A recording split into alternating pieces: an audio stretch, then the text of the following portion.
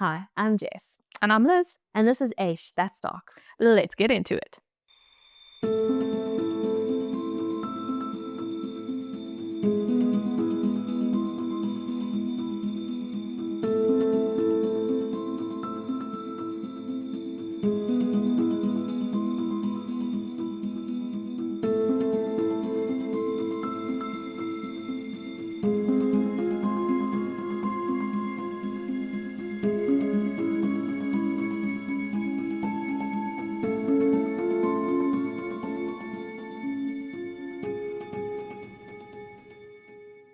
So Liz, how are you today?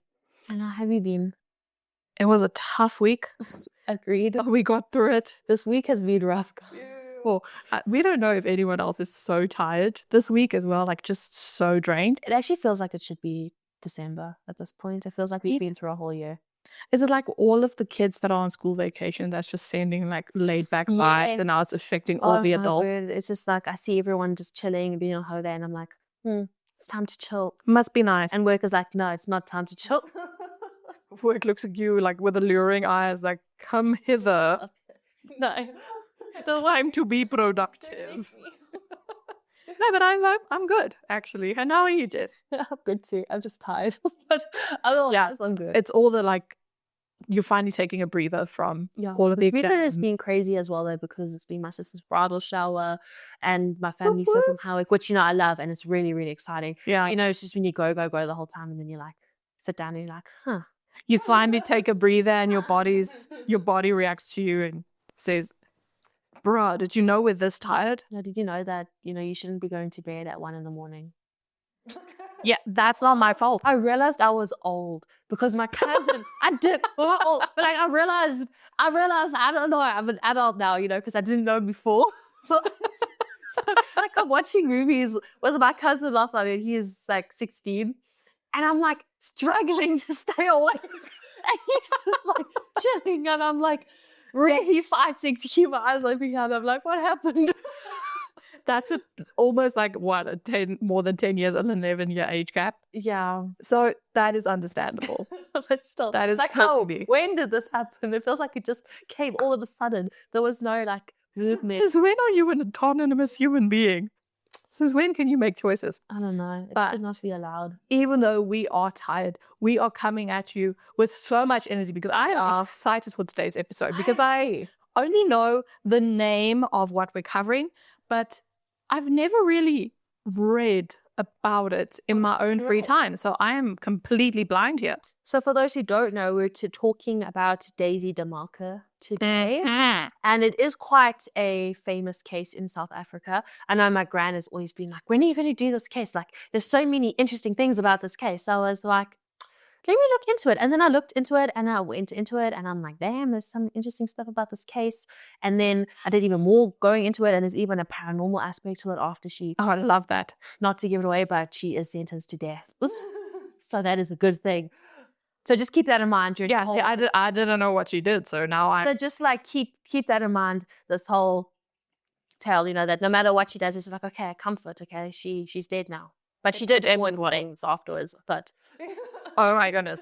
So we'll talk about that in part 2. For those who don't know, this is going to be a 2-part case. The first part's going to be all the true crimey stuff. It's going to be everything she did. It's going to be the court case. It's going to be her sentencing, all that kind of stuff. And then part 2 is going to be almost like the legacy of the story, the paranormal aspects that came afterwards, all that kind of stuff. So a bit lighter, but I'm excited. Just interesting.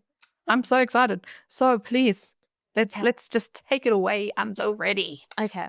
It's the morning of the 15th of April in 1932. 32? Yes, it's an old-timey case. When the death penalty was still a thing in South Africa, which is spoke about. This is before World War II. You mean World War... Oh, yeah, sorry. I thought you said World War I for a second. I was like, no, World War II. No. So it's just like World War II. Like the window is like, do. It's like you spoke and your brain was like, shush, Miles. Just keep quiet. Okay, anyway. So in a cemetery on the East Rand, which is also scary because... It's right here. Yeah. So instead of a family standing around a grave to mourn someone, there was a handful of men standing around 3 separate graves holding shovels and a court order. There's no coffin arriving today, but there are coffins leaving, one after another. Over the course of that single morning, they bring 3 of them up out of the ground. 2 of the men inside have been dead for years, so long that there isn't a lot left to bring up. The third has only been in the ground a few weeks. And when they went to get him, he looks wrong. Not wrong in the way you'd expect a body that's been buried to look.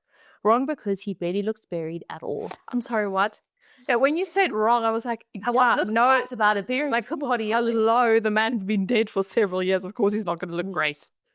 So 2 of them were buried for a few years, so there's like nothing left. And then the third one was only buried for a few weeks. Oh, okay. I'm not going to ask questions. So nobody standing at their graveside that morning has a full picture yet. All anyone knows is that somebody has finally asked the one question that should have been asked almost a decade earlier. Why did the men connected to this one woman keep dying in exactly the same horrible way? Do we have a black widow on our hands? We do. Love that. Africa's very own. To understand how we get to that cemetery, we have to go all the way back to 1886. Oh my gosh. An old-timey one. The old-timey. Because I don't think you can understand what Daisy DeMelker did without understanding where she came from. And her childhood is, I want to say, unfortunately unremarkable, because you want to know like what went wrong or whatever. Mm-hmm. And I feel like that's happened in a lot of South Africa's cases that we've covered, which is kind of disconcerting, and especially in this one. You don't hear the history. All of them, even like Thabo Bester and the ones that we just covered. Oh yeah, the Van Rooyens. Yeah, I'm like, all of them like, yeah, these people haven't really You don't know their childhood. gone through traumatic childhood and stuff. So you're like, okay, so what went wrong?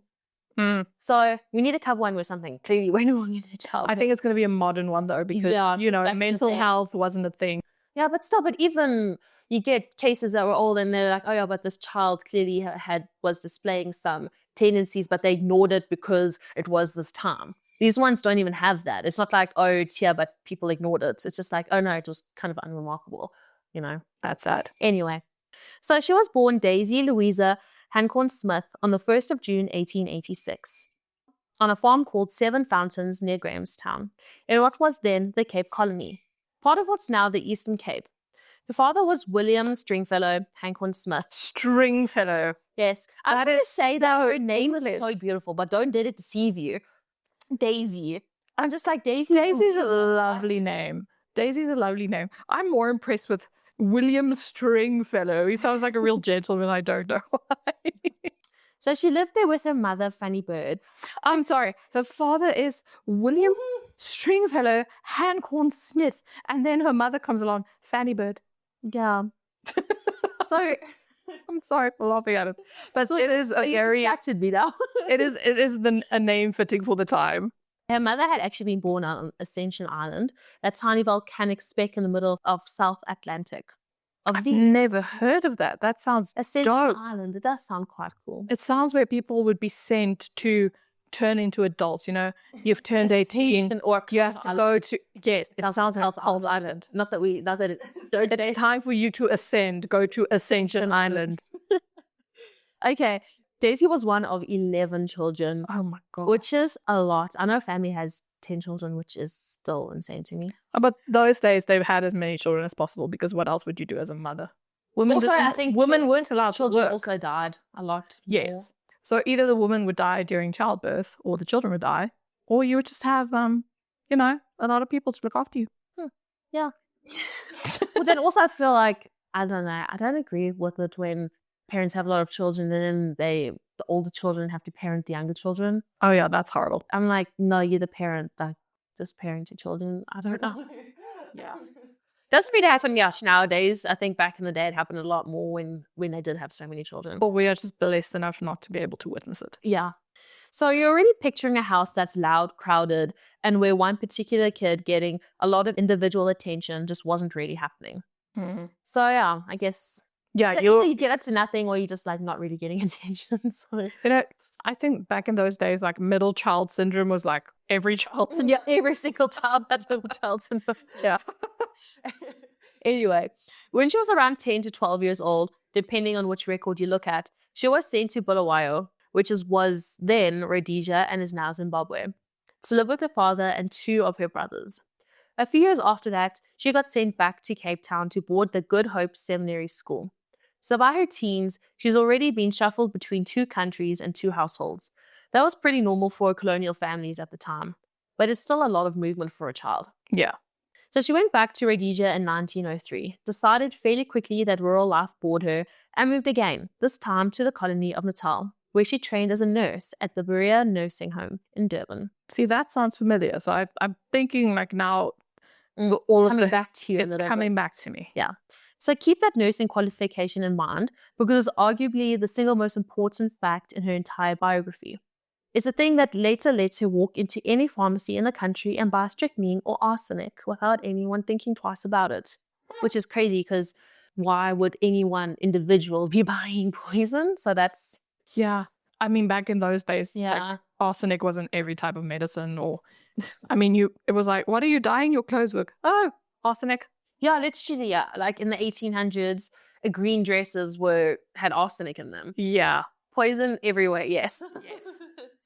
So let's talk about the wedding that never happened in Daisy's life. So while she's back visiting family in Rhodesia, at one point, Daisy falls in love for a young civil servant named Bert Fuller, who worked for the Native Affairs Department out at Broken Hill. They got engaged and they set a date, October 1907. Bert never makes it to that wedding. He came down with black water fever, a severe and often fatal complication of malaria that was brutally common in that part of Africa at the time. And he dies with Daisy sitting at his bedside on the actual day they were supposed to get married. That is so tragic. It really is. Is that her villain arc? Is that where things start to go bad for her? Maybe, unless it went bad sooner. I don't know. And just being that could have probably been the catalyst. So you can tell me what you think here. It could be a catalyst. So he leaves her a sum of money in his will, reported variously as £100 or as £236, depending on the source. Either way, that's the first of several times in the story where Daisy's grief and a payout show up on the same day. Like, Maybe I can get rich. Yeah, yeah. Yeah, she was grieving, but at the same time, she was rolling in dough. I wonder how much that is. Do you want to search how much? Yes, let me do it. £236 is in 1907.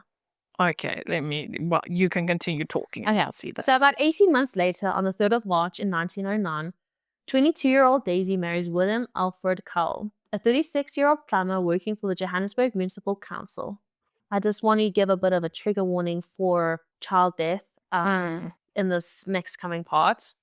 The marriage actually deserves more than, the single line it usually gets in everything written about Daisy. So I just want to go into a bit more detail about it, because I don't think that's really fair to anyone involved, including William.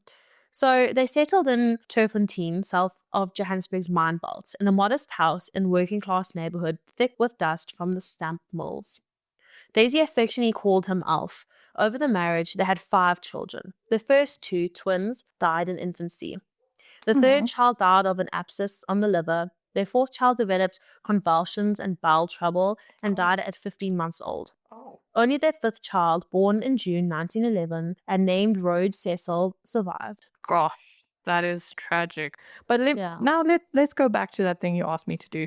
Sorry, it took quite a while. No worries. So £236 in 1907. So worth today, it is £36,000, 851 rand, or no, pounds, and 61 cents. That's crazy.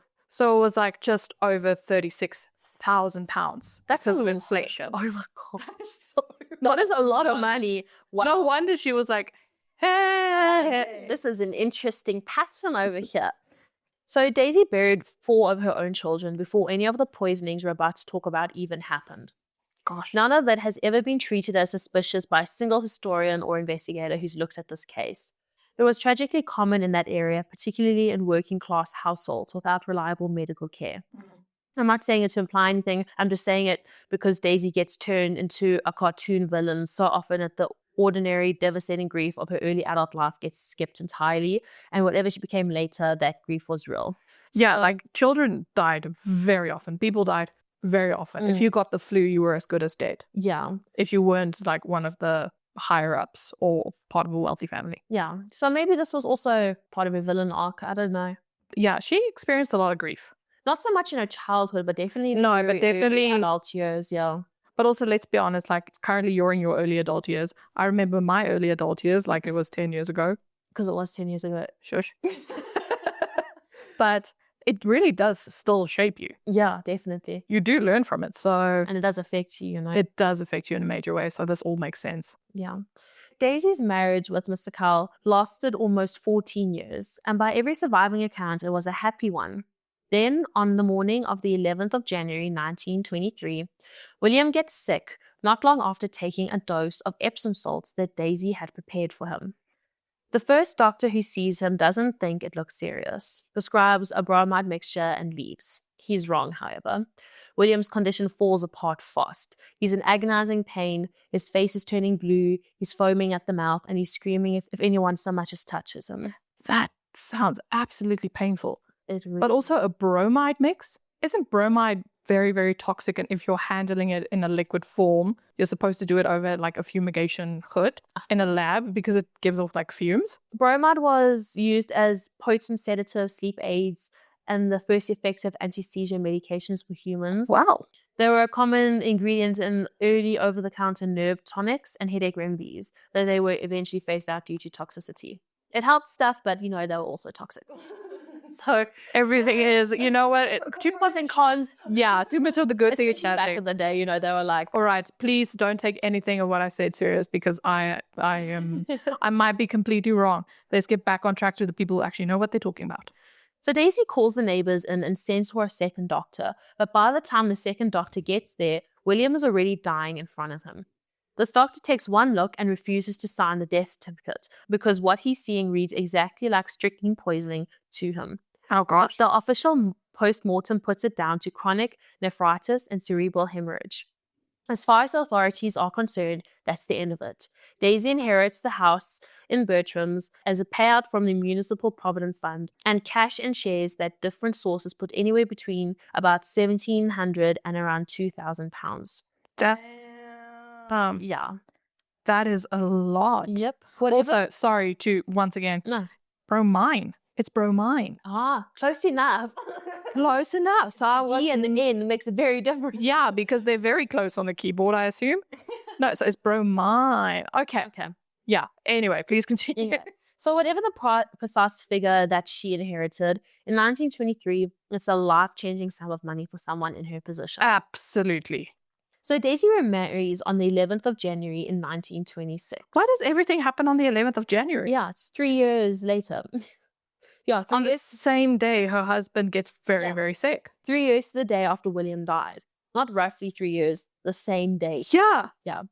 Oh my goodness. Her new husband is Robert Sproat, another municipal plumber. She's got a type. 46-year-old to Daisy's 36. And unlike William, he'd never been married before. He was also, by most accounts, considerably wealthier, English-born, and had built up a decent portfolio of gold shares, municipal stock, and building society savings, reportedly worth somewhere around £4,000, even before Daisy inherited any of it. Okay, so for our younger listeners, he's a crypto bro. This man invests in stocks. He is watching finance. He's a guy in finance. Yeah, looking for a man in finance. Just that. So he is wealthy, dude.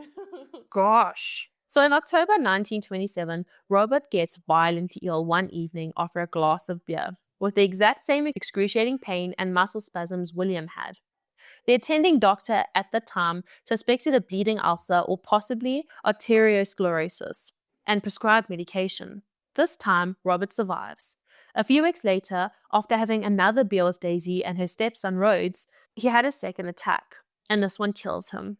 Same convulsions, same agony, same bluish face. He dies on the 6th of November, 1927, in their home on Terrace Road in Bertram's.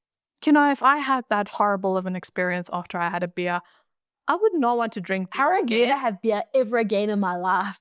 When you come so close to dying. Yes. And then your wife's like, honey, would you like a beer? Well, absolutely, darling. Yes, please. And then you die. Oh, gosh. No.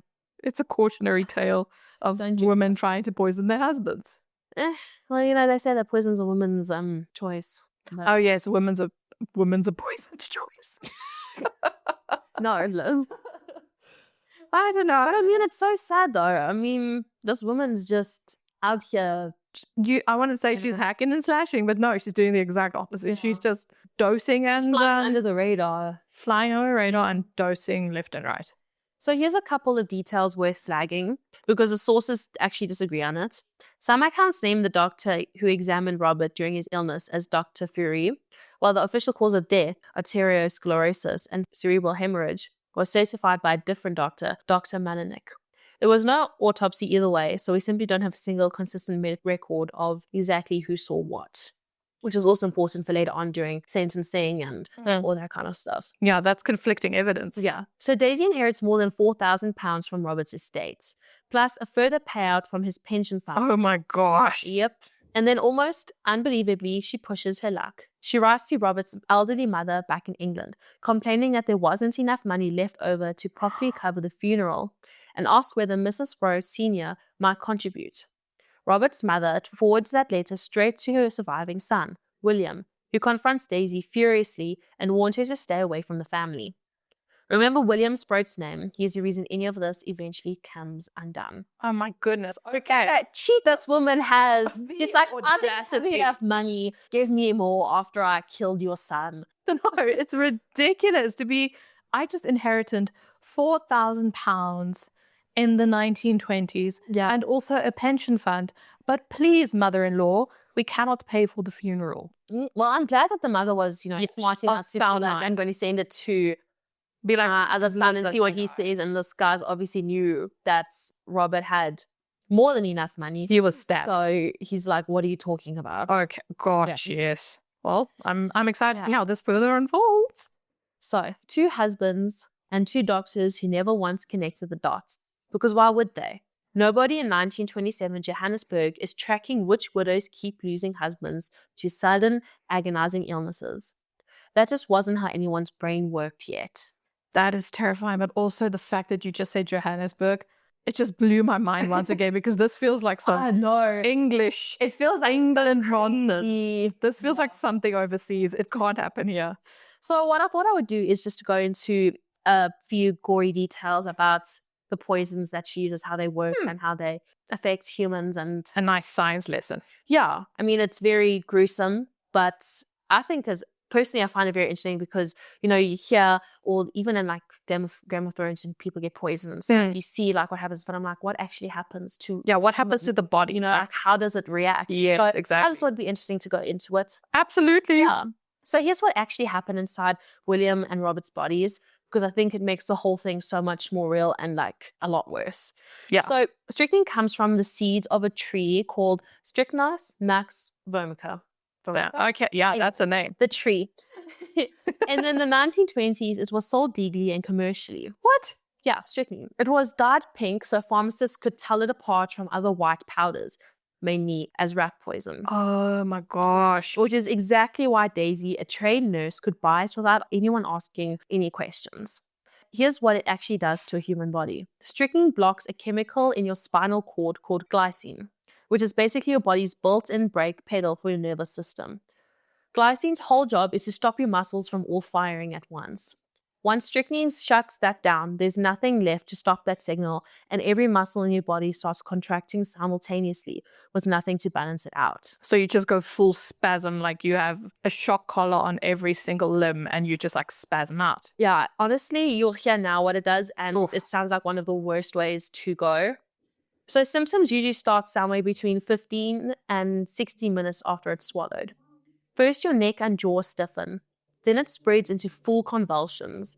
Your back arching so hard backwards that it can actually fracture the spine. Your legs locked straight. Your face locked into this grin, which is absolutely terrifying because the muscles in your jaw are squeezing too. So you're literally in like this agonizing pain and you've got like a grin locked onto your face. Yeah, this sounds what they would think a demon possession sounds like. Yeah. And the horrible part, the part that explains exactly what William's doctor was seeing, is that you're fully conscious through almost all of it. Strychnine doesn't touch your brain. You're awake and aware in the most pain of your life, while your own body literally tears itself apart. And the convulsions get worse with any kind of stimulus. So being touched, being spoken to loudly, even bright light can trigger another wave, which is exactly why William screamed every time someone touched him. I have to relax my own body right now because I'm seizing up while reading this because that sounds that sounds like the worst death. It Or like genuinely, just like the worst your thing brain to is experience. still alive as well. Yeah, your brain is fully aware of what's going on, and the pain receptors are actively working, but your body is just, you have no control of your body, and this is what it's doing. And the fact you say like any sort of little stimuli, like sets it off. No, it sounds so painful. It's literally torture. And just when I hear that your back arches so hard back that it can fracture, I just think of that scene from Twilight when she like bends to get. Oh yeah, it's like just like snapping a twig. I just think of that, and my whole body is like, ooh.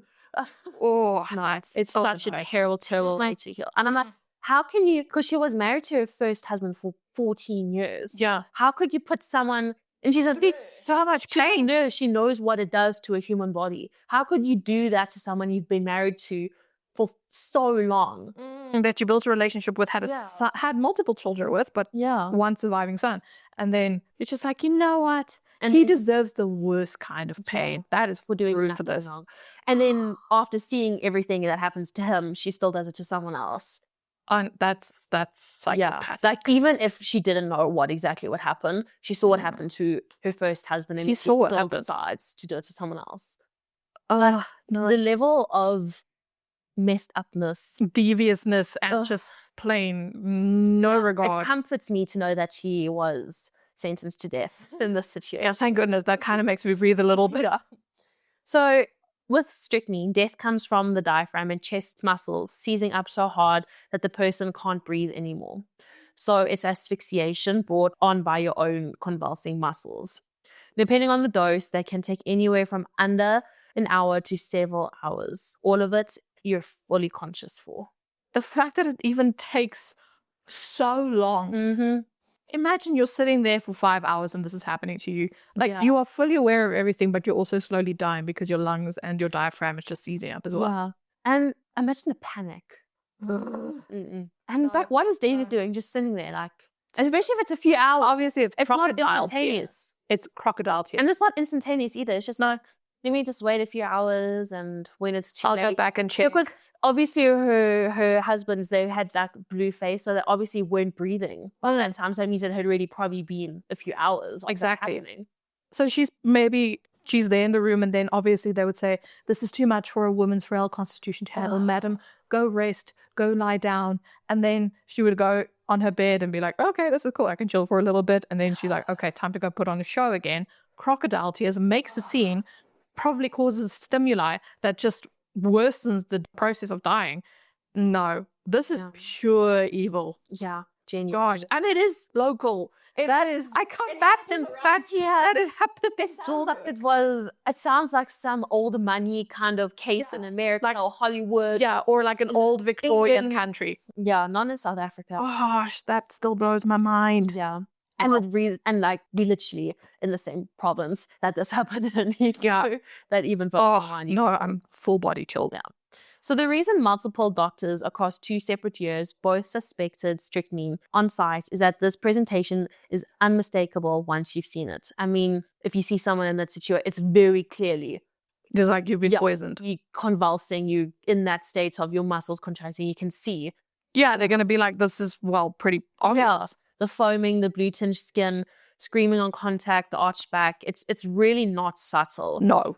What was subtle and what let Daisy get away with it twice was that in 1920 South Africa, there was no requirement to investigate further once a doctor had signed off on a cause of death, even one as vague as cerebral hemorrhage.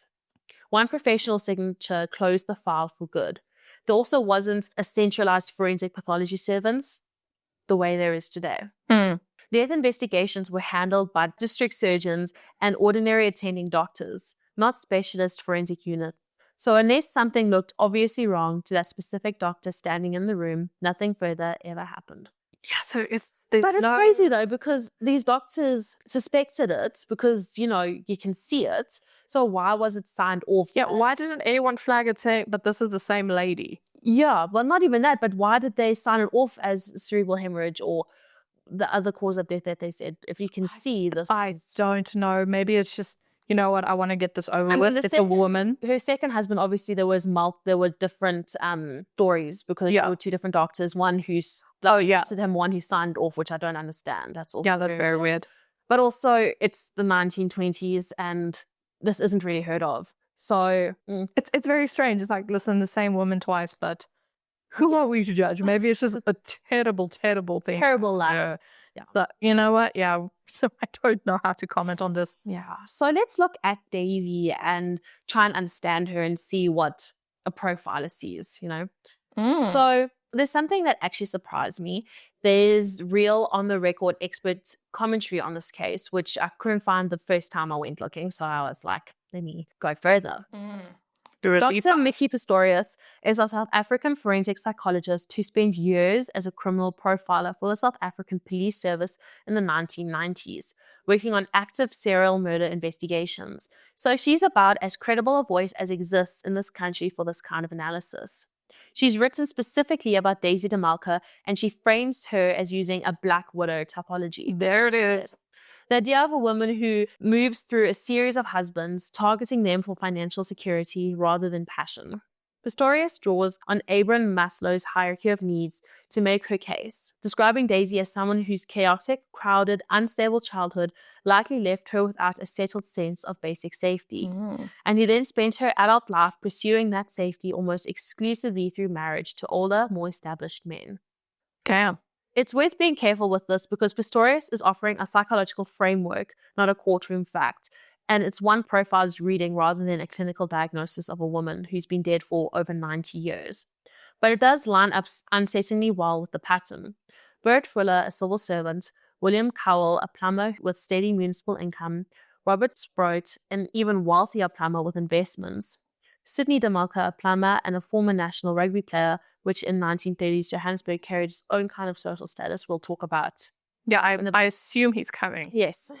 Every single one of them offered some version of stability that a woman raised in a crowded, unsettled household might have been chasing her whole life. Whether that explains the murders or just the marriages is a fair question. Pistorius herself doesn't claim it explains everything. Wow, but it's like you said, it is eerily exact. It's yeah. But also, I really don't like saying that she had an unsettled childhood, so she was trying to find that in other people.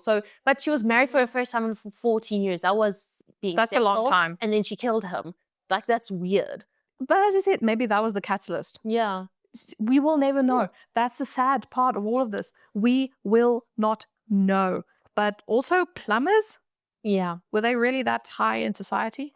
Yeah, plumbers make bank even now. Really? Plumbers make bank. No one wants to do that job. Yeah, you now to hire a plumber. Plumbers are expensive. Yeah, now I'm thinking about the one that charged me for like 2 pubs. I was like, no, my God, I'm getting another one. I'm getting a second opinion. See? Okay, let's talk about the rugby player I just mentioned, Sidney DeMelker. So on the 21st of January in 1931, Daisy marries for a third time to a widower named Sidney Clarence DeMelker. Like her previous husband, Sidney's a plumber. She really does have a type. Though 25 years earlier, he'd also played rugby for South Africa, touring the British Isles and France with the Springboks in 1906. Gosh. Crazy, right? That's insane. I'm also thinking the Springboks were established in 1906 because I have a shirt that says established in 1906. I don't know when they were established. I think it was either 1905 or 1906 that the Springboks were established as the national team for South Africa. I think. Oh my gosh, no. The South African national rugby team, the Springboks, played their first official international match in 1891. What? Yeah. So, however, the team officially adopted their famous name Springboks and the jumping antelope emblem during the first overseas tour to the United Kingdom and France in 1906. So they played there. So like they were a thing. Yeah. Everything, but their official they trademarked Springboks basically. Yeah. Wow. 1891. Crazy. That's ridiculous. We've been kicking ass for years. What can I say? Decades. Also, you see the rugby game yesterday. I beat that. I can't remember. Did not. So I beat them. That's all I know. I was at my parents' house and we watched the Springboks, the women's team, really just drag USA through the dirt. That was a really good match. But I did not watch the Springboks game, the men's game, because I was at home playing a video game like I usually do. So how much did we win by? It was versus England. South Africa 45, England 21. Nice. Okay, I know. It's great because, they played the British Isles and France and English, whatever. So, we're still... Your timing is very odd and eerie. It's a little weird. I'm sorry, any England supporters, but if you're South African and you're not supporting the Springboks, what can I say? Now, what can we say? Like, do you not like success and victory and winning? That's what I'm going to say. Yeah, that's the Springboks. That's the one thing we can be proud of as South Africa. It's one thing as South Africans who don't mess with the Springboks. Yeah. We're warming up to Bafana Bafana, but Springboks, it's the one. We're united as a nation with the Springboks. We don't care where nation. I'm getting so passionate. We don't care where you come from. We don't care who you are. If you like the Springboks, stop playing. We are all one. You sit at our table. Okay, we went off on a tangent. Yes, we did. Let's continue with the horrors. Okay. So by every account that survives, Sydney adored Daisy. He believed that she was innocent all the way through the trial and for the rest of his life. On the day that she was buried, he laid white violets on her coffin. Whatever Daisy was to her husbands and her son, to Disney she seems to have simply been his wife. Did you say Disney? Probably. At the end, it's Disney and Sydney. It's Disney. It's two letters. Just like to Sydney, she seems to have simply been his wife, and he never once stopped believing that. By this point, Daisy's only surviving child, Rhodes Cecil Cowell, is 19 or 20 years old, and things at home are not good. In the years leading up to this, Daisy had actually spent generously on him. She bought him a car and a motorcycle, took him on an overseas trip, and enrolled him at Hilton College, one of South Africa's most prestigious schools, before he went on to complete a plumbing apprenticeship himself. She's just surrounded by plumbers. Damn. She loves plumbers. Also, sorry, I'm getting off a tangent because I'm thinking like she's getting all of these successful men and they all adore her. So I'm like, so what does she look like? She does not look good.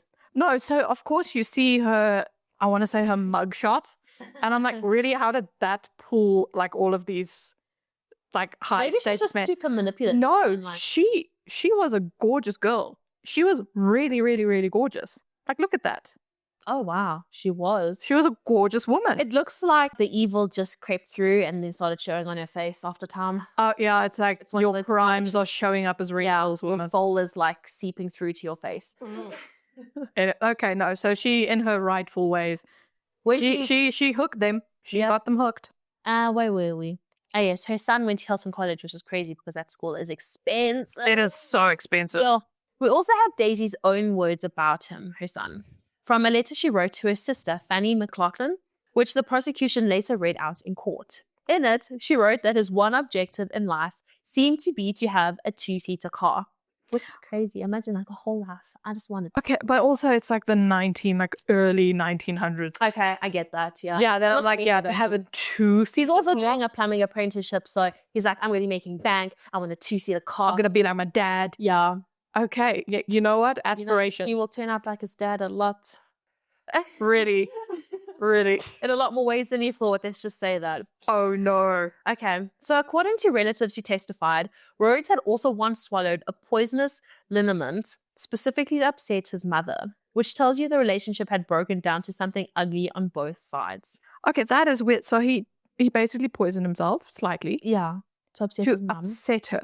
Upset her in which way? To get attention from her or to be like, you only care about people when they're sick kind of way? I mean, she didn't care about her husbands when they were sick, so... So her son was like, it just said that a lot of people said that the relationship had broken down. So there was obviously like a lot of hostility between them, arguments. I think a lot of people can agree that when a son reaches a certain age, and they're still living in the grow apart from each other. Yeah, but they also, if they live in the same house, they start like arguing a lot. And there's a lot of friction. A lot, because the man also wants to be head of the house and whatever. All that kind of friction. So obviously the relationship was breaking down. Wow. Just speculation on. Purely speculation. Like we are not experts. So there are various accounts of who Rhodes actually was, and these often conflict with each other. And I think it's worth talking about both of the sides of him that people, accounted.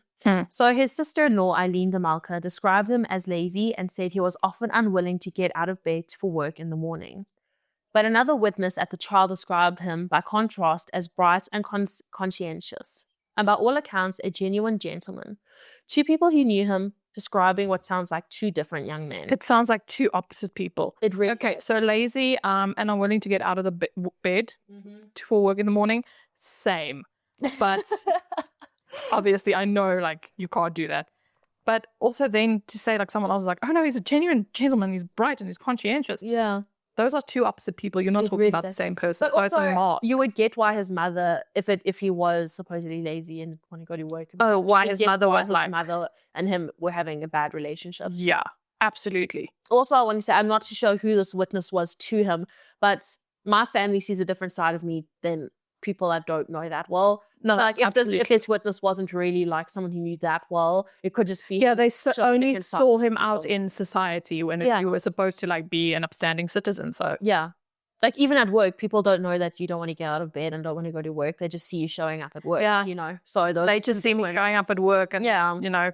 So what we do know is that a young man in his late teens and his mother were, by every surviving account, at each other's throats, regardless of which version of him was closer to the truth. Late in February 1932, on the 25th specifically, Daisy travels from her home in Germiston. Whenever I read a South Africa, I'm just like, and I don't like it. No. Anyway, she traveled all the way to a chemist in Turffontein, while outside her own neighborhood, to buy what is that? Drachms? I don't know. The only thing I can think of is the Greek coin they used like in the ancient days, which were drachmes or drachmes, but drachms. So I think it's called a dram, or because it can also that be makes spelled sense. DRAM. Yeah, it's a dram. Yeah, it's an old apothecary unit of weight back when pharmacists measured things in the imperial system rather than metric. So one apothecary dram, or however you pronounce it, equals about 3.9 grams. That is oddly specific, and also why do we have to be so extra? Just spell things with unnecessary. It's 1732, okay? And it's an apothecary. You would swear everyone was so rich because if you had to print that in a newspaper, you would be paying out the nose because you would be paying per letter for the printing press. So she went there to buy 2 drams of white arsenic. She tells the pharmacist, a man named Abraham Spilkin, that she needs it to destroy a sick cat. Also, why destroy? Why do you need to destroy a sick cat? And why are you using arsenic? Anyway, according to some accounts, stray cats generally, which is a terrible thing to do. So still, don't destroy them. And, well, don't do anything. Just take them to the SPCA or take them into your home because garbage cats are... Now that makes me think, when was the SPCA established? Actually, yeah, I don't know. So the SPCA, Society for the Prevention of Cruelty to Animals, movement began in England in 1824. Okay, but ask when it came... In South Africa was the Cape of Good Hope branch. It all goes back to the freaking Cape. Always. Established in 1872. So the SPCA was a thing. Take them to the SPCA. Go to the SPCA and say, I'm sorry, I have a problem with stray cats. Yes. So can you like take them? Can you please take care of them instead of being like, I need to destroy these cats. With arsenic. Ugh. No, that's such a terrible thing. Not a good baby cats, and I got them both from the SPCA. And also, when I say garbage cats are great, I meant like people who find cats like just like trash or whatever. Kids always just lying on the side of the road. They're almost the most loving cats or whatever. That's what I mean. Not that like they're bad. Yeah, no. We love all animals here. Anyway, so she signs the poison register not as Mrs. de Melker, her actual current married name.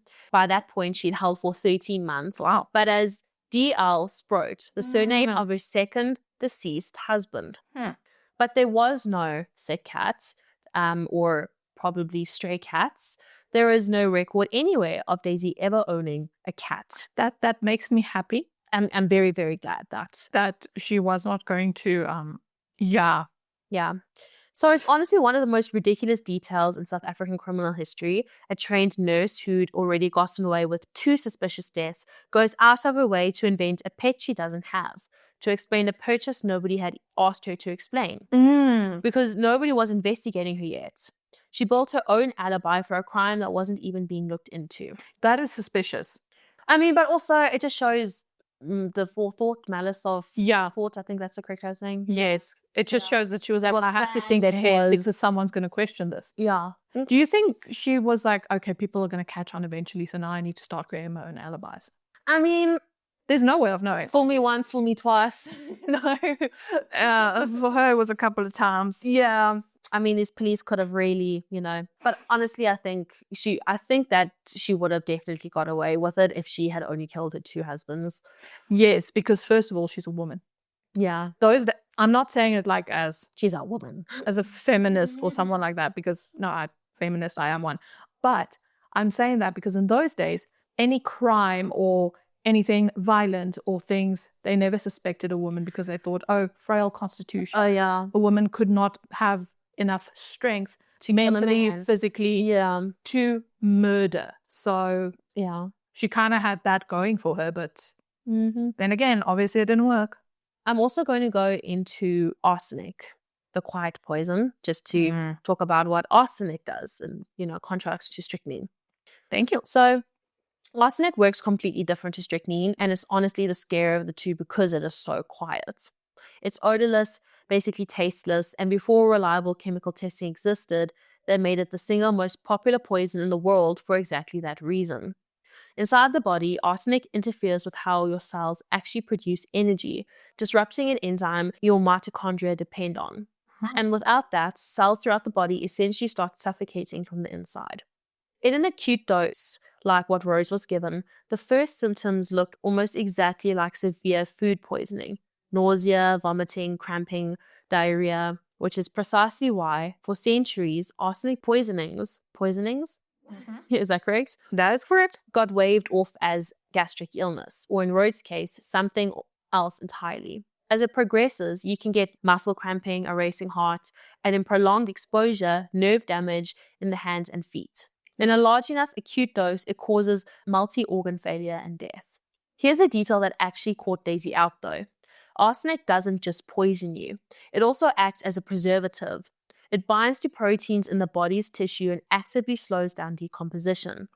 So when Rhodes' coffin was opened only 12 weeks after he was buried, his body was in a state of preservation that immediately told the forensic pathologist on site that something other than nature had been at work. Oh my word. That's insane. So that's not bad luck on Daisy's part.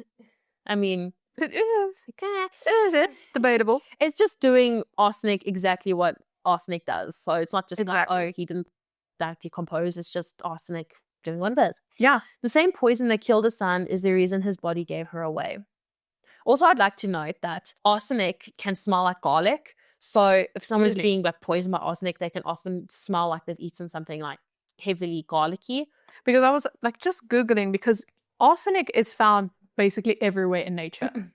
Arsenic is everywhere, but in its organic form, so how it is found in nature, it is not poisonous. Yeah. But when it's inorganic, so when it is extracted from those forms and it is made into a powder, a liquid, I'm not sure how arsenic is, maybe a powder. Daddy did. Yeah. And the arsenic I buy, I mean, no. So however arsenic is then extracted and then put into this high concentration of itself, that is poisonous. Yeah. And the fact that it's just like it slows decomposition. Yeah. That is a mind-blowing fact. That is so cool. By the way, on the forensic side, there was already a well-established chemical method for detecting even tiny traces of arsenic by 1932 called the Marsh test, and it had been around for decades by then.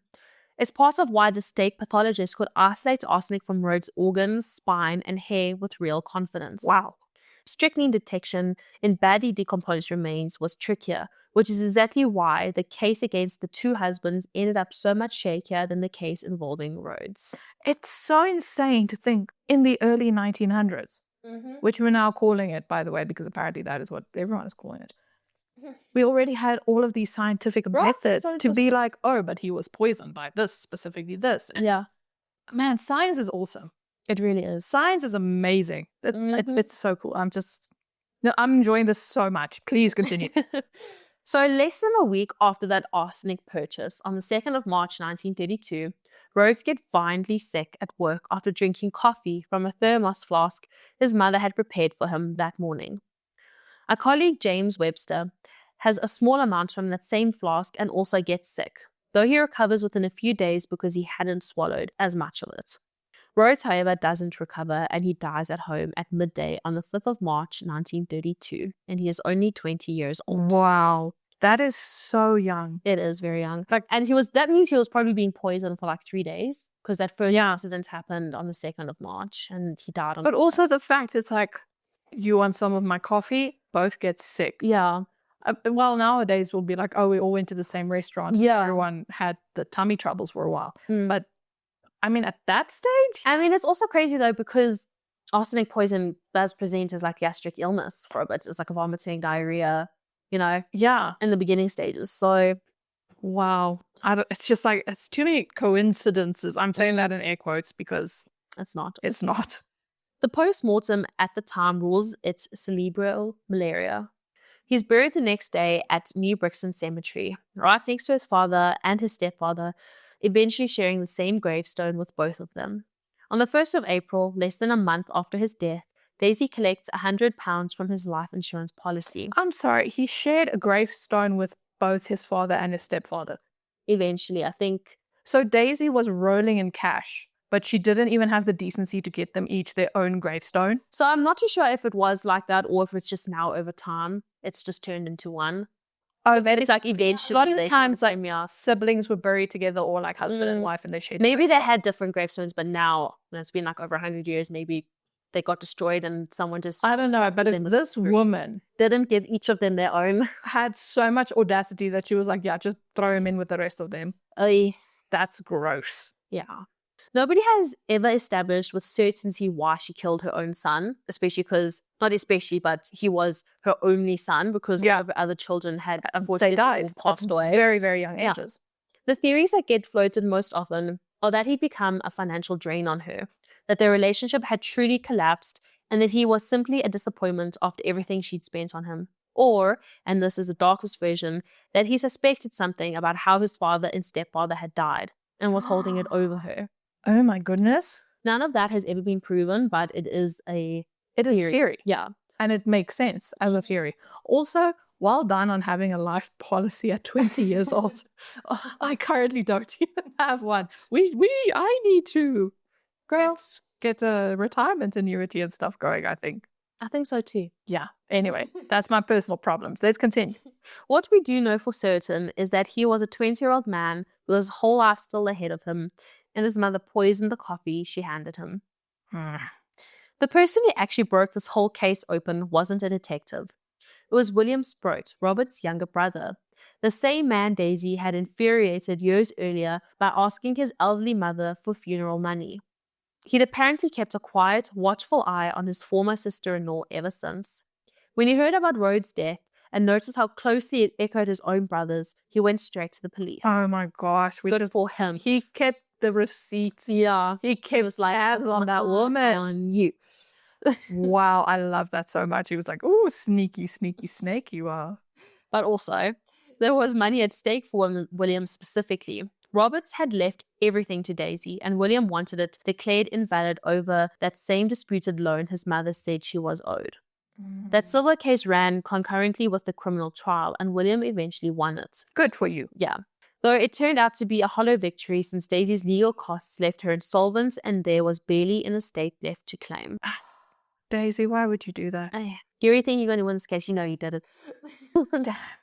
On the 15th of April, 1932, police get a court order to exhume all 3 bodies. That's the scene we opened with. Rhodes' body, only weeks in the ground, is in that unusually well-preserved state we were just talking about, which the forensic pathologist recognizes immediately as a sign of significant arsenic exposure. Arsenic is isolated from his organs, his spine, and his hair, and from a coffee flask recovered at the scene, which is crazy, actually. Yeah, the fact that they recovered the flask. Why didn't you clean it? Yeah, that she was like, I want my son's coffee flask. It's the only thing I have left of him. Traces of arsenic also turned up in the hair and fingernails of James Webster, the co-worker who survived. Damn. William Cowell and Robert Sproat's remains are far more decomposed after so many years underground. But forensic experts, most prominently Dr. J.M. Watt, professor of pharmacology at the University of the Witwatersrand, We always come back there. It's still Joburg. It's just like I get lost in the story that all of a sudden it's Joburg. Whoop. Someone just yanks me back into Joburg. So they still find traces of strychnine lodged in the vertebra of both men, with a distinct pinkish tint in the bone consistent with the dyed commercial strychnine sold at the time. Wow. 1 week after the exhumations, Daisy is arrested and charged with all 3 murders. Yeah, Here's a detail that almost derailed the whole prosecution before it started. William Sproat, the man whose suspicions had triggered this entire investigation, fell seriously ill with double pneumonia right before the trial began. And it looked for a while like the man who started it all might not live to testify. Was that? Okay, obviously we don't know the answer here. Was that Daisy somehow getting into his house? Or was that just really weird timing? I think it was weird timing just because it's pneumonia. Yeah, very, very common. But also I think they were like, oh my gosh, she's getting to him. So I think it strengthened his case Maybe in a way. Wow, that's insane. Yeah. So Daisy's trial opened at the Johannesburg Supreme Court, the equivalent of today's High Court, on the 17th of October 1932, in front of Justice Leopold Greenberg. And before we get into what happened, here's one thing about the system that matters for everything that follows. Under South African law at the time, someone accused of murder could choose to be tried by a judge and jury or by a judge sitting with 2 senior magistrates as assessors instead. Given how hostile public opinion had already turned against her, Daisy's legal team advised her to skip the jury entirely. So her fate rested on 3 men, Justice Greenberg and his 2 assessors, Magistrates A.A. Stanford and J.M. Graham. Wow. So that's one of the things that we learned last week was that South Africa does not work with the jury system anymore because of this exact thing. Daisy faced 3 formal charges, read out exactly as they were laid. First, that on or about the 11th of January 1923, near Bertram's in the district of Johannesburg, she murdered her husband, William Alfred Cowell, by poisoning him with strychnine. Second, that on or about the 6th of November 1927, in the same district, she murdered her second husband, Robert Sproat, by poisoning him with strychnine. Third, that on or about the 5th of March 1932, in the district of Germiston, she murdered her son, Rhodes Cecil Cowell, by administering poison to him, namely arsenic. To each charge, in the same near-resolute tone every time, Daisy pleaded not guilty. Yeah, I would think so. Why would she be like, guilty? Guilty as I did it. It was me. All me. Am I the drama? I don't know why I brought that up. The prosecution was led by Cyril Jarvis, the defense by a well-known Johannesburg advocate named Harry Morris, a Rhodes Scholar known for his ability to win over a room, with a young Essie Mysells assisting him as junior counsel. Mysells would go on decades later to lead Nelson Mandela's defense in the 1956 treason trial, which is a wild footnote in this case. That is wild. Crazy, small world. Also, it feels like it happened in the 1600s. I know it didn't. And then it's like, oh, the same guy also was a defendant for Nelson Mandela. And it's like, what? Crazy. The public interest was enormous. According to press coverage at the time, crowds described in reports as most fashionably dressed women reportedly gathered outside the courthouse from the night before, hoping for a seat in the packed public gallery, with hundreds more turned away. On the final day, some spectators who'd queued overnight reportedly sold their seats for as much as $30 each. Are you joking? Do you know how much $30 is sale? Well, yeah, even now. Back then, it was like, listen, I'm sorry, you have to sell your house. It was a lot of money back then, genuinely. Yeah. And it also gets treated as it's like it's a play or a show and people are paying the fact for that people are tickets. dressing up. It's like public execution. Okay, but people dressed up for everything back then. They would dress up to go shopping. So, oh yes, because everything was a spectacle, and it was like, I usually stay at my house, and I'm going outside for the first time in 10 years. So let me dress up. I kind of wish we would dress up to go to the movies and stuff. Still, can be fun. Oh yeah, to the bioscope, the bioscope. Spectators reportedly leaned out of windows on Pritchard and Van Brandes streets to just catch a glimpse of the police van, known locally as the Black Maria. Okay, that is dope. That is a great name. Why The can't we Black keep on putting Maria? that? Oh, I love that. Bringing Daisy in each morning.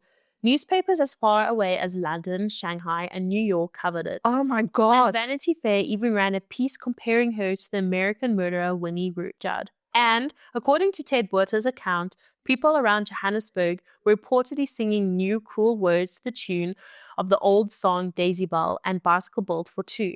One line of it that survives in the record goes, quoting it directly, "Daisy, Daisy, give me some arsenic, do." Oh my gosh. Okay, a lot of things. Blows my mind here because it's like it was covered in newspapers in London, Shanghai, for some sort of reason. I mean, it was the spice trade, so that makes sense. Yeah. That news traveled.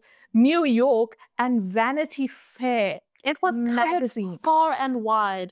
Wow. This blows my mind. And also that people were like literally changing songs. Yeah. That is insane, man. I love that. That's how completely this case had taken over the public imagination before a single witness had even been called. By multiple contemporary accounts, Daisy arrived each day in the same black suit with a lace front, reportedly the same outfit she wore to Rhodes' funeral, carrying a notebook she used throughout the trial like a prop. Observers at the time described her as seeming to enjoy the attention, waving to the crowds like a celebrity, seemingly convinced the whole thing would end in her acquittal. Imagine the confidence of this woman. Yeah, she was overly confident. Yeah. So the prosecution, Jarvis, opened by telling the court the Crown would call, depending on which source you check, either 59 or 60 witnesses. What? And what he intended to show William Cowell and Robert Sproat had both died of strychnine poisoning for their life insurance money, and that Daisy had given Rhodes arsenic because her relationship with him had deteriorated badly since her marriage to Sydney. That is so weird. The amount of witnesses is mind-blowing, actually. It is. You don't get that many witnesses for anything nowadays. Like, okay, he doesn't want to be a witness, so we only have like 2 people on the stand. But also you can be held in contempt of court if you don't show up on certain things. That is true. But also, just so you know, the Crown, meaning like the prosecutors, because South Africa was Oh yeah, I was meaning to a ask about that. colony. Oh yes, because it was of the British Empire, His Majesty's Royal Service. Yeah. Okay. So that's why the Crown would call the witnesses. Yeah. Okay. So early witnesses were mostly procedural: an undertaker, a pension agent, an insurance man, before the case turned to poison specifically. Daisy's eldest brother, John, travelled down for the trial and testified that when Daisy came to live with him as a child back in 1896, he used to buy strychnine to kill wolves while out hunting, though he insisted he'd always kept it locked away and destroyed what was left over. I mean, it kind of exposes her to it. Yeah, that's how she came to know of it. Yeah. Even before she became a nurse, she was like, I know what this does. When Jarvis tried to connect this to Daisy's dead fiancé, Bert Fuller, Justice Greenberg stopped him, reminding the court that Fuller's death wasn't one of the charges before them. Jarvis pushed back that it was still relevant to show Daisy had long-standing access to poison, and the judge allowed the line of questioning to continue on that basis. Oh my goodness, damn. 2 of Daisy's sisters, Fanny McLaughlin and Gertrude Pusey, testified next, describing her early marriage to Cowell as, by their understanding, a happy one, and Daisy as an affectionate mother. It was McLaughlin's letters from Daisy that Jarvis used to introduce material about Rhodes and the 2-seater car, that he wanted to. Oh yes, as aspirations in life. And it was under Morris's cross-examination that McLaughlin confirmed the Cowell marriage had been happy and that Daisy had grieved deeply after his death, though she also felt Daisy had spoiled her son. The most damaging testimony came from the Turffontein pharmacist, Abraham Spilkin, who recognized Daisy's photograph in the newspaper and came forward to confirm that the woman who had signed his poison register as Mrs. Sproat to buy arsenic for a cat that never existed was the same woman now on trial for murder. I'm a little like, I don't know what to say exactly, because now he points out, but it was for a cat, which it wasn't. It wasn't, but You can't prove it. no one's gonna believe that though. But also now, I don't know if she did more damage or if he came. at least he was like, hang on a minute. She bought the poison. Yeah, she bought it. She said it was for a cat, probably wasn't, but she bought it. And it is on record, and she lied about her surname. Yeah. So it is on record. So she lied. So she could have lied about that. So maybe that's how we should look at that. Forensic evidence came from Dr. J.M. Watt and a colleague, Dr. G.F. Britton, who walked the court through the strychnine found in both husbands' remains and the arsenic recovered from Rhodes' body and from James Webster's hair and fingernails. Daisy's defense tried to explain away the pharmacy visit by claiming she'd simply been in the area visiting a friend, that she disposed of the dead cat in a dustbin without telling her own family, and that she'd signed her maiden surname purely out of habit. Given everything else stacked against her, nobody believed it. I don't believe it either. No one's going to believe it. Also, why would you throw a dead cat in a dustbin? You bury it like a normal person. Okay, but if you're poisoning a cat with arsenic, then you're already... First of all, you're a horrible human. Yeah, so like if you can do that, then they would probably just throw it away. They wouldn't bury it. The smell, though. You know what? The cat is not even real. Why am I... Doesn't exist. Why am I focusing on this cat so Because much? we love cats. That is true. Oh, goodness. Okay, yeah. So something I found really interesting about this case is how differently the people who actually sat in that courtroom every day went on to write about it. There's actual academic scholarship on this. A 2016 paper in the Journal of Southern African Studies that looks specifically at 3 contemporaries who each watched the trial directly and then produced their own account of it. The first is Harry Morris himself, Daisy's own defense lawyer, who wrote about the case decades later in his 1948 memoir, The First 40 Years. According to the scholarship on it, his account reveals a subtle ambivalence toward his own client, not the total unwavering belief in her innocence you might expect from the man who spent 30 days fighting for her life. Mm-hmm. I think as a defense lawyer, like even if you know your client is guilty, you still have to stand up and be like, this person is an absolute angel. But also he writes about it in his memoir that he's like, that lady was guilty. Okay, but also in your memoir, you're allowed to say that. I know like because this person's like obviously saying that his account of it was that he didn't seem like he actually believed she was innocent. But obviously when you're the lawyer, you have to fight for her innocence, even if you know that they're guilty. You know? Yeah. No, I think he could have written about it. There was no statute of limitations or anything like that regarding court Well, cases. she was Still dead anyway. Yeah, so. The second is Herman Charles Bosman, the South African writer who had actually served time himself years earlier for a murder conviction of his own. Bosman used Daisy's trial as a lens to argue publicly against the death penalty, seeing in her case the same punitive machinery of South African justice that had once nearly cost him his own life. And the third is the novelist Sarah Gertrude Millen, who attended the trial as a personal guest of the judge's wife and kept detailed scrapbooks of newspaper coverage throughout.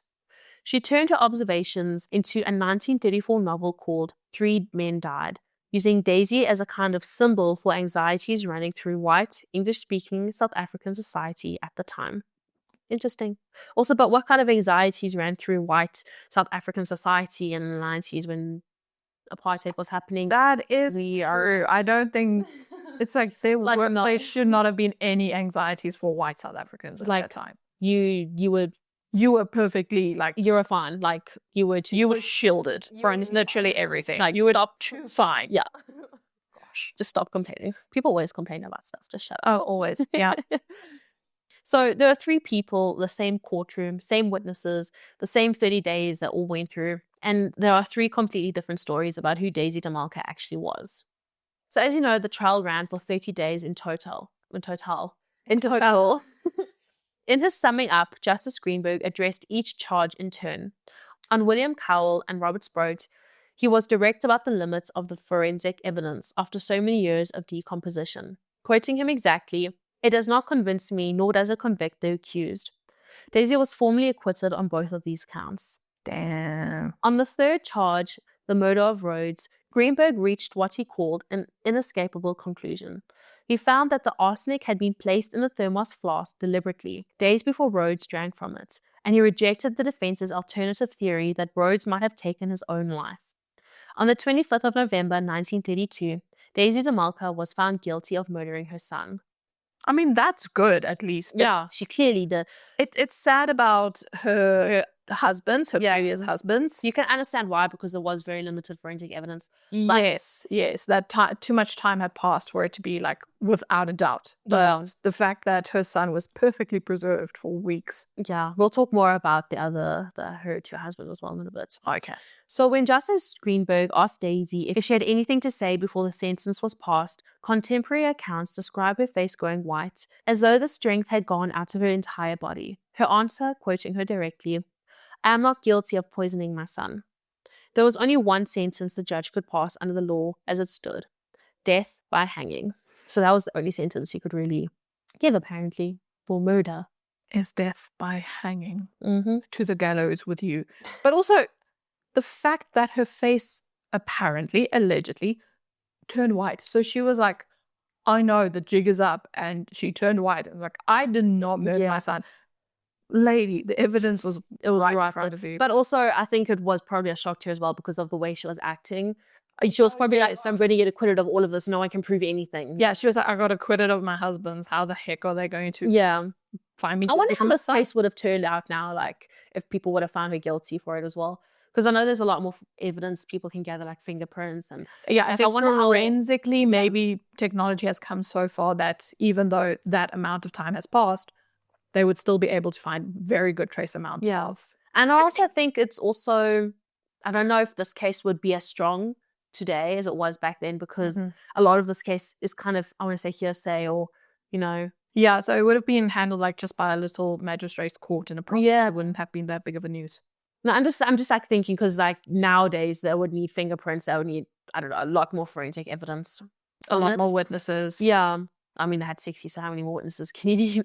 Now, I'm just curious to know how it would have turned out if it was true. Because it is something to think about. Yeah. Gosh. So Daisy de Melker was hanged at Pretoria Central Prison, at the time South Africa's designated execution facility, on the morning of the 30th of December, 1932. She was 46 years old, and she remains the second woman ever hanged in South African history. Who was the first? I'm actually not sure. I need to know that. Well, luckily we have Google. So, this is actually, maybe we should cover this. This looks like a very interesting case. Heartbreaking, but interesting. So, Emily Chinea was the first woman officially executed in South Africa. She was hanged in the Orange Free State on November 28th, 1904, after being convicted of murdering a husband with an axe and stones. Oh my goodness. Yeah. Okay, possible case. Yeah. We'll see. Very interesting. Then also there's another one that technically could be. So the first woman legally hanged in the former Union of South Africa was Dorothea van der Merwe. She was executed at Pretoria Central Prison on August 16, 1921, for the murder of her farm manager, Louis Tampowski. Depends on where you look, I think, who would the best one be. It's still interesting. Both of them are very interesting still. Yeah. Okay. I'd probably say the 1904 one. Yeah. Because that one, because I'm looking on here, I'm looking at the summary, and that one is reported by South African History Online, and the other one was in Wikipedia, and I trust South African history more than I do Wikipedia. It requires more research. Yeah, it is. But I don't really trust Wikipedia generally. I trust it now nowadays because there are more nowadays. Nowadays now. Just specifically because it is better controlled, and I mean it is a single person who actually created this record of everything happening in the world, and a lot more people are fighting for it to stay this independent, I want to say, news source and history library, because it wants to get, I think people are trying to buy it over. But yeah, I know people could can't people edit it? People can, but they have to create an account, which probably is easy, but then you have to be a known contributor. So I think you are. But just I don't know. From an academic standpoint, I know that you can never reference Wikipedia as a point of reference. When I lectured, I told my students, if you're going to reference Wikipedia, I'm not going to take it as a source. Yeah, because Wikipedia references from other sources, so you need to go to the original source. Yeah. She'd spent so much on her legal defense that she died insolvent and was buried in a prison pauper's grave. Which is kind of, that's. I mean, if she it's didn't, not sad. I want to if she didn't give her son and all her partners a proper gravestone, then she deserves a little one. So Sydney, her third husband, the one person who never doubted her for a second, laid white violets on her coffin. Oh, Sydney, you blind man. So let's talk about what happened after all of this. So legally, none of this has ever really moved. It hasn't changed. Mhm. Daisy's acquittal on William Cowell and Robert Sproat's murders still stands permanently on the record, even though pretty much everyone who has ever written about this case, then and now, treats her as guilty of all three. She was convicted of exactly one murder, her son's, and that sentence was carried out in full. There was no appeals process available to her in the way we'd understand one today, and no posthumous reconsideration has ever formally reopened the husband's cases.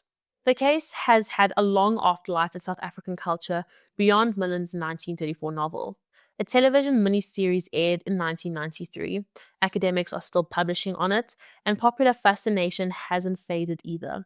There's at least one more recent self-published book arguing she may have been wrongly convicted, which gives you a sense of how contested her legacy still is. Even now, and in 2023, journalist Ted Botha published a full biography, Daisy DeMelker, Hiding Among Killers in the City of Gold, which is honestly the best place to go if you want more than what we've covered today, and which supplied a lot of the trial details in this episode. Interesting. Thank you for the sources, but also people who are still like, she was not guilty. I don't really agree with that. I don't know, you can call a spade a spade. If it walks like a duck and quacks like a duck, it's probably a duck. So let's talk about the men whose lives were taken by this woman. So Bertram's, Turffontein, Germiston, New Brixton. If you live here like I do and we do, these aren't far off crime scene names. They're a 20-minute drive from wherever you're sitting now. William Cowell died in a house on an ordinary Joburg street that's still there. Robert Sproat died a few kilometers away, also in a house that's still standing, with people living in it who probably have no idea what happened in their kitchen. Oh my goodness, that gave me chills. That proximity is part of why this case feels so much closer to home if you're from here. It didn't happen somewhere else, it happened here. William Alfred Cowell gets the least written about him out of the three, which feels wrong given he's the one this whole pattern started with. 14 years married to Daisy, a plumber known well enough that his wife had an affectionate nickname for him, a man who, by every account, nobody had a bad word for, and his actual last few hours on earth were spent in agony on his own bedroom floor, screaming every time someone tried to touch him, while the doctor stood there and could do nothing but refuse to sign the paperwork. Robert Sproat had already survived one attempt on his own life. He knew, on some level, that something had nearly killed him on October of 1927, and he still went ahead and had a beer with his wife a few weeks later. That's the detail that gets me. Whatever warning his body had given him, it wasn't enough to save him from the second glass. It's so heartbreaking because, you don't want to suspect your partner of that. 14 years. And I'm sure there was some kind of like niggling feeling in him being like he knew, but he didn't want to say it. Like he was fighting every natural impulse that was like sending all of the signals to his brain. Mm-hmm. And then there's Rhodes, 20 years old, difficult apparently by some accounts, and by other accounts bright and well-liked. We'll honestly never know which version was closer to the truth. All perfectly ordinary young adult stuff either way. None of it should have gotten him killed by his own mother over a thermos of coffee on a random Wednesday. So there are 3 men, 3 separate crime scenes you could actually go and stand outside of today. And a woman who, by every legal record we have, only ever answered for one of them. Damn. See, now I know the whole story. And I'm not happy about it. Yeah, I wouldn't say it feels like unfinished in a way, Yeah, it feels like there's unresolved. Well, I have unresolved feelings about this because not only the fact it's so strange that it happened all right here, but just the fact like there's just ordinary people. Literally ordinary people. People in this were like doing things wrong or, from accounts. We don't know because we obviously don't know who they were as people. By accounts, they were all decent people and, had honest working jobs. Yeah, they were just successful. They were just people. Yeah. Wow. But that's us for today. If you want to follow us and hear more, you can follow us on Instagram and TikTok at Asia Stark, as well as YouTube, where you can listen to the episodes. With a nice little flickering candle with ambiance. You can also listen to us on Spotify, Apple, Amazon, pretty much every podcast platform. Yeah. And you can tell people about us if you enjoyed this episode. Yes, That helps a lot. like and share our Yeah. stories or our posts. And also, if you have stories of your own you want to tell us, if you or someone in your family knew about this case or Yeah. has newspaper clippings that you can send us, like obviously not the actual thing. If you have photos, if you have like a great relative who took a selfie with Daisy and Melker, you know, I'm getting off topic. But yeah, we would love to hear from you. Yeah, or just anything, even if it's not relevant to this case, if you have any true crime things you want us to cover, Yeah. or if you want to tell us any of your crazy experiences that you've been through with that, Yeah, like and we would something love to share them. like stalking, or you were nearly killed, or Anything crazy. feels wrong to say. I don't know. Something feels a weird. lot of crazy things happen in South Africa, and we want to hear about all of them, and we tell everyone about them because they are so underreported in this country because it happens so much. But that doesn't mean that people's stories don't deserve to be told. That is so true. Yeah, let us know and tell us. Please. And thank you for following us and for following our journey. We love you and we appreciate you. Yes, lots of hugs and lots of warm, I want to say warm kisses, but that sounds disgusting. So lots of warm hugs because it is very cold. It is. But that will be us. So yeah, as Jess said, stay safe and stay skeptical. And maybe just don't do any of this. Yeah. Just don't. You know what? Just don't buy poison. Don't buy poison for the rats in your house. I don't know. Some people poison anything. Poison's bad. Yeah, just buy the nice friendly traps that traps them, and then you can let them go outside. Look into SPCA. Look after them. Well, not the field mice. No. The cats. Look after the cats. Look after stray animals. Don't buy poison. Yeah. Don't think about poisoning your husband. It's take care of your families. No poison and take care of each other. Yes. I think that's all we have to say. Pretty much. This was a weird one. It was. But we will see you next time for part 2, which I'm very excited. So we'll see you in the next one. Bye.